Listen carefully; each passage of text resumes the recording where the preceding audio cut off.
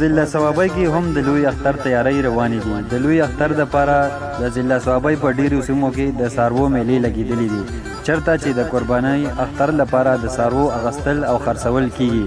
ولې ولس وایي چې د تیر کال په نسبت سږکال د څاروو نرخونه زیات دي. د څاروو دې منډیانو ته راغلي سوداګر هم د ګرانۍ نه ګیلهمن دي او وایي چې پنجاب کې د دغه وایرس کم چې څاروو ته لګېدلی دی، د دغې په وجه د څاروو نرخونو کې اضافه شوې ده، د کمې وجې چې دوی دغه څاروي په ګرانه بیه اخیستي دي.